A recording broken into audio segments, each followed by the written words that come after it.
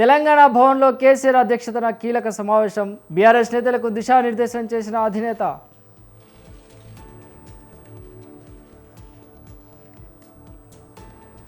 గీత దాటితే సిట్టింగ్లను కూడా తప్పిస్తాం, బీఆర్ఎస్ నేతలను కేసీఆర్ హెచ్చరిక.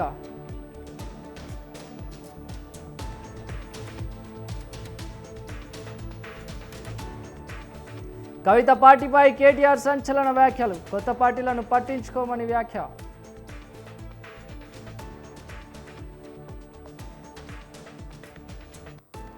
కేసీఆర్ రాజకీయ ప్రత్యర్థి మాత్రమే, ఆయనపై ద్వేషం లేదన్న రేవంత్ రెడ్డి.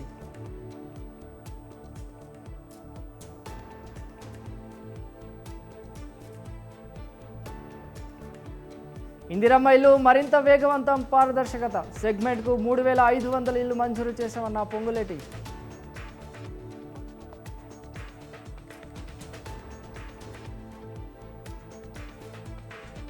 కేంద్ర మంత్రి ఎస్ఎస్ చౌహాన్కు చంద్రబాబు లేఖ.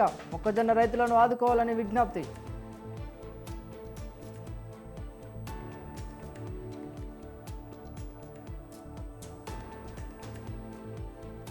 బ్లాక్ చేసిన కృత్రిమ కొరత సృష్టించిన చర్యలు తప్పవు, బంకుల యాజమాన్యాలకు చంద్రబాబు హెచ్చరిక.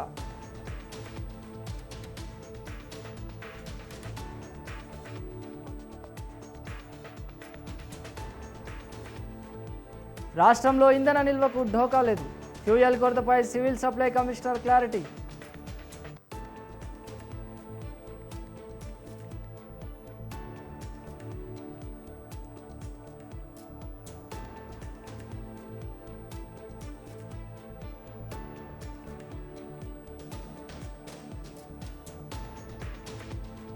సంక్షేమం అడుగంటింది, అభివృద్ధి నిలిచిపోయింది. కాంగ్రెస్ సర్కార్పై హరీష్ రావు ధ్వజం.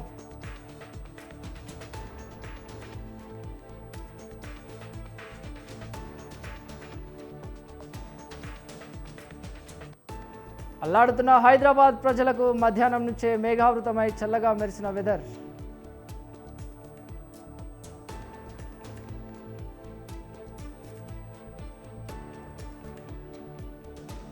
ఎమ్మెల్సీలుగా కోదండరాం, అజారుద్దీన్ ప్రమాణం. కార్యక్రమానికి హాజరైన సీఎం రేవంత్ రెడ్డి, మంత్రులు.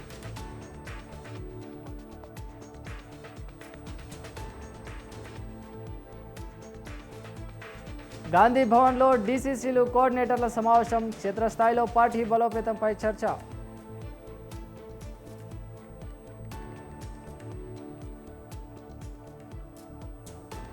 అనంతపురం హనీ ట్రాప్ కేసులో కీలక మలుపు. 9 మంది పోలీసులపై అధికారుల చర్యలు.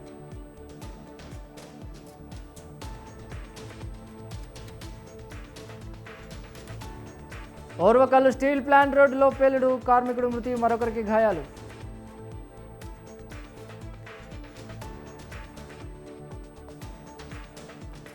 విశాఖలో ఘనంగా ఏయూ శతాబ్ది వేడుకలు. హాజరైన ఉపరాష్ట్రపతి రాధాకృష్ణన్, మరియు చంద్రబాబు.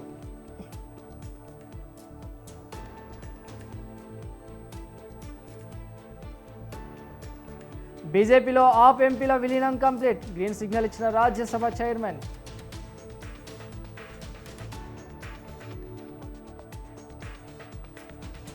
బెంగాల్ అసెంబ్లీ ఎన్నికల 2వ దశ ప్రచారానికి తెర. నెల రోజుల పాటు హోరెత్తించిన రాజకీయ పార్టీల నేతలు.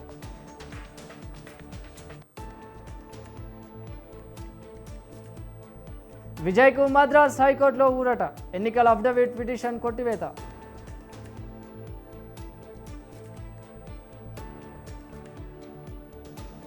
నేతన్యాహును గద్దెదించేందుకు ప్లాన్. ఇజ్రాయెల్ మాజీ ప్రధానులు కొత్త పార్టీ ప్రకటన.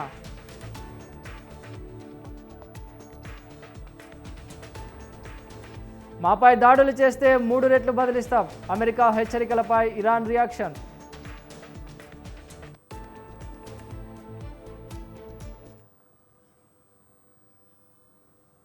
ఇక వివరాల్లోకి వెళ్తే, బీఆర్ఎస్ పార్టీని క్షేత్రస్థాయి నుంచి ప్రక్షాళన చేస్తున్నామని వర్కింగ్ ప్రెసిడెంట్ కేటీఆర్ ప్రకటించారు.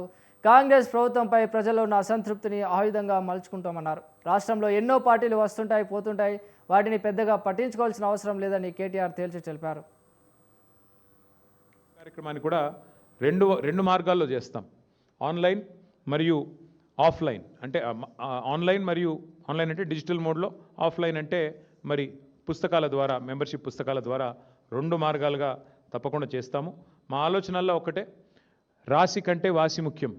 అందుకే ఎంత సభ్యత్వము ఎన్ని లక్షలు అన్నదానికంటే కూడా మరి ఎంత క్వాలిటేటివ్గా మనం మెంబర్షిప్ చేయాలి, తెలంగాణకి ఒక రక్షణ కవచంలాగా ఎట్లా మన కార్యకర్తలు మన నాయకత్వం నిలబడాలి అనే ఆలోచనతో మరి వారిని కేవలం మెంబర్షిప్ చేయడమే కాకుండా మెంబర్షిప్ జరిగిన అనంతరం కమిటీల నిర్మాణం మాత్రమే కాకుండా ఆయా కమిటీలకు మరి మొత్తం ప్రతి నియోజకవర్గంలోని మరి ముఖ్యమైన కార్యకర్తలందరికీ కూడా శిక్షణా తరగతులు కూడా నాయకత్వానికి అట్లాగే మరి కార్యకర్తలకు కూడా శిక్షణా తరగతులు పెట్టాలనే నిర్ణయం కూడా తీసుకోవడం జరిగింది. షెడ్యూల్ మొత్తం కూడా మీకు తొందరలోనే వెల్లడిస్తుంది.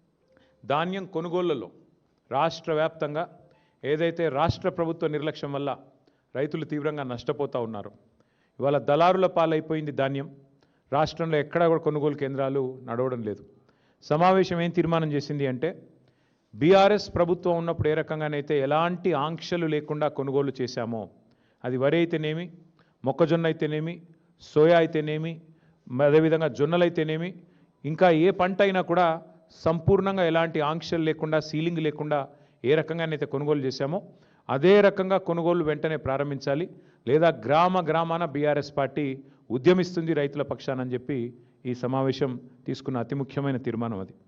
అట్లాగే ధాన్యం కొనుగోలు చేయడానికి కూడా చివరికి మంత్రివర్గ ఉపసంఘాలు వేసి వాటిని కూడా ఒక పెద్ద గొప్ప విషయంలాగా ఏదైతే రాష్ట్ర ప్రభుత్వం చెప్పుకునే ప్రయత్నం చేస్తున్నదో దాన్ని తీవ్రంగా ఖండిస్తూ వెంటనే ఈ రాష్ట్రంలోని రైతాంగ పక్షాన ఇప్పటి పార్లమెంట్లో భారతీయ జనతా పార్టీ ఎంపీ తేజస్వి సూర్య అనే వ్యక్తి తెలంగాణ ఏర్పాటును పాకిస్తాన్ ఏర్పాటుతో పోలుస్తూ మరి ఒక వేర్పాటువాద సమస్యగా చిత్రీకరించడమే కాకుండా తూలనాడే విధంగా అవమానించే విధంగా తెలంగాణ ప్రజల ఆత్మగౌరవాన్ని దెబ్బగొట్టే విధంగా వారు ఏదైతే మాట్లాడారో దాన్ని తీవ్రంగా సమావేశం ఖండించింది.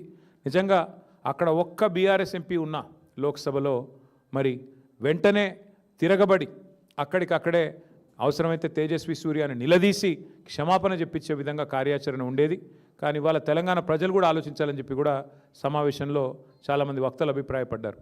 అక్కడ 8 మంది కాంగ్రెస్ ఎంపీలు 8 మంది బీజేపీ ఎంపీలు ఉన్నా చేష్టలుడిగి ఉత్సవ విగ్రహాల మాదిరిగా చూస్తూ కూర్చున్నారు తప్ప తేజస్వి సూర్య గారు తెలంగాణ ఏర్పాటును పాకిస్తాన్ ఏర్పాటుతో పోల్చినా కనీస స్పందన లేకుండా మరి నిశ్చేష్టులుగా ఏదైతే చూస్తూ ఉన్నారో దాని సమావేశం తీవ్రంగా నిరసించింది.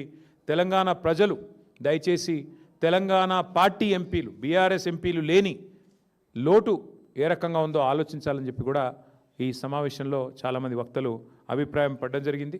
మన కేంద్ర ప్రభుత్వం తీసుకున్న నిర్ణయం ఈ మహిళా రిజర్వేషన్ బిల్లుని మరి వారు ఉద్దేశపూర్వకంగానే అడ్డుకున్నట్టుగా కనబడ్డది. అల్టిమేట్గా చూస్తే డీలిమిటేషన్తో ముడిపెట్టి మరి అనవసరంగా లేని ఒక కార్యక్రమం స్టార్ట్ చేసి మొత్తానికి మహిళా లోకాన్ని దేశంలోని అందరి ప్రజల్ని కూడా గందరగోళంలోకి ఏదైతే భారతీయ జనతా పార్టీ ప్రభుత్వం నెట్టిందో మరి 30 ఏళ్ళుగా ఈ మహిళా బిల్లుకు సంబంధించిన చర్చలు జరుగుతూనే ఉన్నాయి. మరి మేము కూడా గతంలో ప్రభుత్వంలో ఉన్నప్పుడు చట్టసభల్లోనే మేము తీర్మానాలు కూడా చేసినాం. శాసనసభలో శాసన మండలిలో వెంటనే 1/3 రిజర్వేషన్ చట్టసభల్లో అమలు చేయాలి అని మా ప్రభుత్వం తరపునే ఆనాడు తీర్మానాలు చేసి పంపాం. ఈ సమావేశం ద్వారా కూడా మా పార్టీ యొక్క విస్తృత స్థాయి సమావేశం ద్వారా కూడా మహిళా రిజర్వేషన్ల విషయంలో పూర్తి చిత్తశుద్ధిని మళ్ళీ వ్యక్తం చేస్తూ తప్పకుండా వెంటనే కేంద్ర ప్రభుత్వం కూడా ఈ విషయంలో సానుకూల నిర్ణయం తీసుకొని రిజర్వేషన్లను వెంటనే అమల్లోకి తీసుకొని రావాలని చెప్పి కూడా మరి ఈ సమావేశంలో తీర్మానం పాస్ చేయడం జరిగింది. చీఫ్ మినిస్టర్ గారికి నా రిక్వెస్టు, మీరు చీఫ్ మినిస్టర్ చీప్ మాటలు మాట్లాడటం బాగుండదు.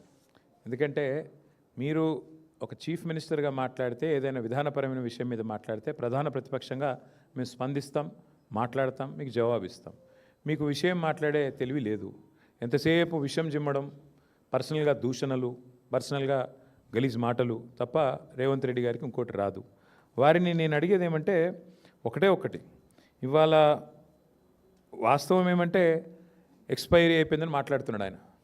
కాంగ్రెస్ పార్టీ చెతికిలబడి ఇప్పటికీ ఎన్నేళ్ళు అయిందండి? 12 ఏళ్ళ 13 ఏళ్ళ అప్పటి నుంచి ఇప్పటివరకు లేవలేకపోతున్నది. ముందు వాళ్ళ స్థాయి వాళ్ళ పరిస్థితి చూసుకోమనండి. వాళ్ళ జాతీయ పార్టీ అని చెప్పుకుంటారు, ఒక ప్రాంతీయ పార్టీ స్థాయికి పడిపోయింది. వాళ్ళ సంగతి చూసుకోమని రాదు. మా గురించి ఆయనకెందుకు? మా పార్టీ ఏందో, మా పార్టీ ప్రస్థానం ఏందో, మా పార్టీ ఏం చేసిందో, మా పార్టీ ఎట్లా ప్రజా పోరాటాలు చేసి ఓ రాష్ట్రాన్ని ఢిల్లీ మెడలు వంచి సాధించిందో, వాళ్ళ జాతీయ నాయకత్వాన్ని అడిగితే ఢిల్లీని ఎట్లా గడగడలాడించిందో వాళ్ళ జాతీయ నాయకత్వాన్ని అడిగితే వాళ్ళు చెప్తారు. ఈయనకేం తెలుసు అప్పుడు ఎక్కడున్నాడు ఈయనప్పుడు? కాబట్టి నేను అనేది ఏమంటే చీఫ్ మినిస్టర్ గారు చీప్ మాటలు మాట్లాడకపోతే మంచిది. ఇవాళ మాకు ఒక శుభదినం. మా పార్టీ 25 వసంతాలు పూర్తి చేసుకున్న సందర్భంగా నాకు ఆయన లాంటి వాళ్ళ గురించి మాట్లాడాల్సిన అవసరం కానీ అగత్యం కానీ నాకు లేదు. ఎక్కడ నాకు తెలిసి మాకు ఇప్పటి వరకు నాకున్న ఇన్ఫర్మేషన్ మేరకైతే నాకు తెలిసి పెద్ద ఇష్యూ ఏమీ లేదు. పార్టీలు వస్తుంటాయి పోతుంటాయి, అది పెద్ద ఇష్యూ కాదు. చాలా పార్టీలు వచ్చినాయి, చాలా పార్టీలు పోయినాయి. 25 ఏళ్ళు పూర్తి చేసుకున్న పార్టీ మేము. కాబట్టి మేము ఫోకస్ చేసేది ఈ దేశంలో 25 ఏళ్ళు పూర్తి చేసుకున్న పార్టీలు వేళ్ల మీద లెక్క దగ్గబెట్టే సంఖ్యలో ఉంటాయి. నాకు తెలిసి మన రాష్ట్రంలో అయితే ఒక టీడీపీ, తర్వాత టీఆర్ఎస్ఏ, ఇంకే వేరే పార్టీలు ఏం లేవు.